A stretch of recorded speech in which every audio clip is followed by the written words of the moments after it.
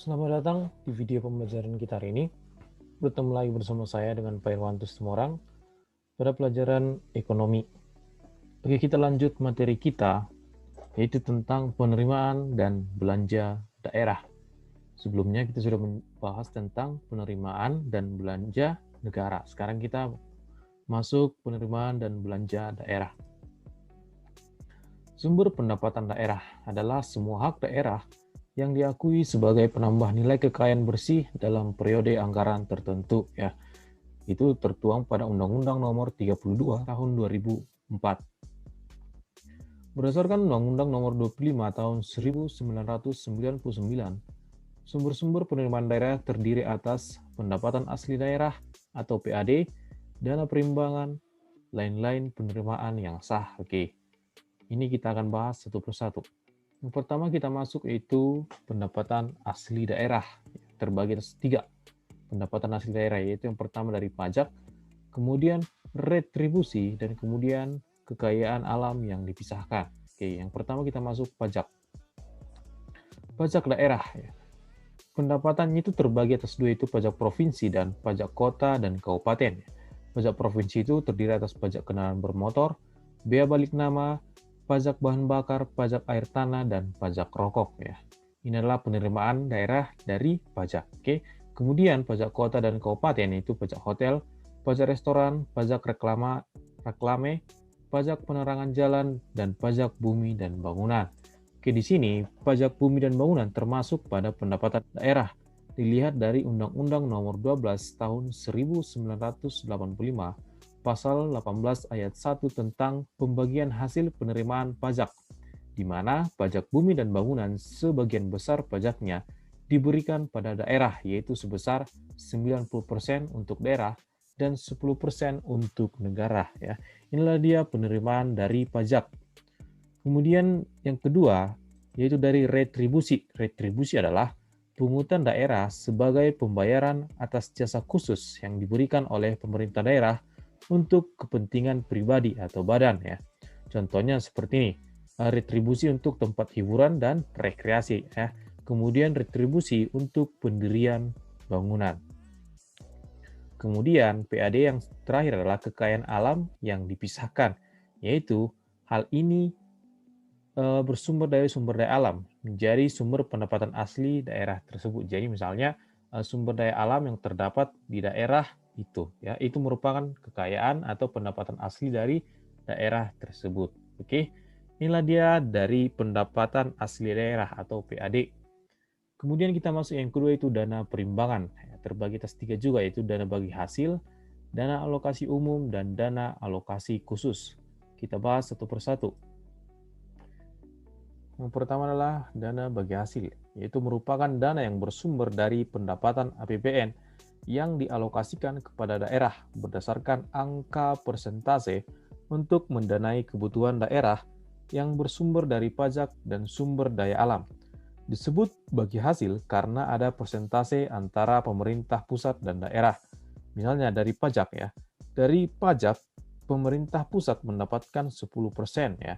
Kemudian untuk pemerintah daerah mendapat 90%. Oke. Kemudian untuk penerimaan dari sumber daya alam, pemerintah pusat mendapatkan 20%. Sedangkan sumber daya alam untuk pemerintah daerah itu mendapatkan 80%, ya. Inilah dia dana bagi hasil. Kemudian yang selanjutnya ada dana alokasi umum. Dana alokasi umum adalah dana yang bersumber dari pendapatan APBN. Ya, APBN itu adalah anggaran pendapatan dan belanja negara, dan dialokasikan ke daerah dengan tujuan pemerataan kemampuan keuangan antar daerah dan mendanai kebutuhan daerah. Dana alokasi umum dialokasikan untuk provinsi dan kabupaten atau kota. Jumlah keseluruhan dana alokasi umum ditetapkan sekurang-kurangnya 26% dari pendapatan dalam negeri bersih yang ditetapkan dalam APBN. Oke, inilah dia dana alokasi umum. Kemudian yang selanjutnya adalah dana alokasi khusus. Oke.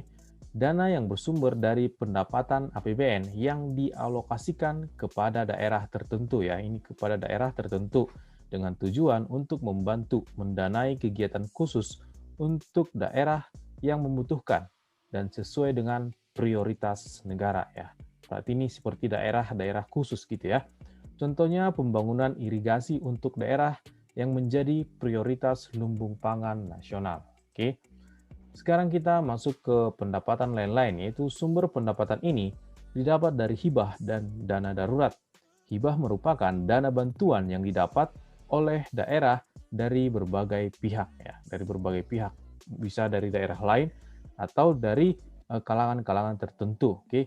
Dana darurat didapat dari APBN yang diberikan kepada daerah jika terjadi keadaan yang mendesak seperti bencana alam. Oke. Kemudian kita masuk yang terakhir adalah belanja daerah ya. Kita sudah belajar tentang pendapatannya. Sekarang untuk apakah pendapatan itu? Tentu dibelanjakan atau dikeluarkan. Oke, belanja daerah terbagi atas dua, yaitu belanja langsung dan belanja tidak langsung. Kita bahas satu persatu ya. Belanja tidak langsung adalah belanja yang dianggarkan oleh pemerintah daerah dan tidak terkait langsung dengan program yang dilakukan oleh pemerintah daerah. Contohnya adalah belanja pegawai ya.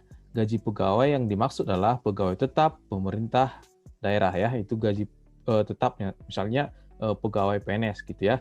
Kemudian yang selanjutnya adalah belanja bunga. Pemerintah yang mempunyai utang akan dianggarkan dalam APBD untuk pembayaran bunga utang ya. Belanja bunga disebut juga dengan belanja untuk membayar bunga utang ya. Tentu suatu daerah itu mempunyai utang ke daerah lain atau ke pusat atau pemerintah pusat. Jadi pemerintah daerah menganggarkan dalam APBD dalam pembayaran bunga utang. Oke, kemudian subsidi. Subsidi. Pengeluaran dana subsidi di tiap daerah berbeda-beda sesuai kebutuhan daerah tersebut. Apakah di bidang kesehatan, pendidikan, atau lainnya. Contohnya di daerah Jakarta dilakukan subsidi pangan. Oke. Kemudian yang selanjutnya adalah belanja hibah. Setiap pemerintah daerah akan membuat anggaran belanja hibah dalam bentuk uang atau barang untuk membantu daerah lainnya dalam menunjang program yang dilakukan oleh daerah. Oke, inilah dia belanja tidak langsung. Kemudian yang selanjutnya ada belanja langsung. Adalah kegiatan daerah yang dianggarkan dan berhubungan secara langsung dengan pelaksanaan program dan kegiatan pemerintah daerah ya. Belanja langsung terbagi atas yang pertama itu belanja gaji pegawai honor ya. Pemerintah membayarkan langsung gaji honor tersebut sesuai dengan produktivitasnya. Honor disesuaikan dengan produktivitas pegawai dalam melakukan pekerjaan. Apabila pegawai tersebut tidak produktif lagi, maka belanja pegawai akan dihilangkan ya. Jadi di sini melihat produktivitas pegawai honor ya. Apabila tidak produktivitas lagi, maka dia akan dikeluarkan atau belanja pegawai ini akan hilang gitu dia. Kemudian selanjutnya ada belanja barang dan jasa, yaitu anggaran pengeluaran yang digunakan untuk membeli keperluan barang dan jasa yang nilai manfaatnya kurang dari 1 tahun. Contohnya seperti alat tulis kantor. Kemudian yang terakhir adalah belanja modal, yaitu anggaran pengeluaran yang digunakan untuk membeli aset yang memiliki manfaat lebih dari 1 tahun. Contohnya adalah tanah, mesin, gedung, dan bangunan. Ya. Inilah dia belanja daerah, ada dua tadi. Belanja tidak langsung dan belanja langsung. Oke, sekian pertemuan kita hari ini. Bapak harap bisa dipahami. Kalau ada yang kurang paham, bisa ditanyakan langsung kepada saya. Terima kasih.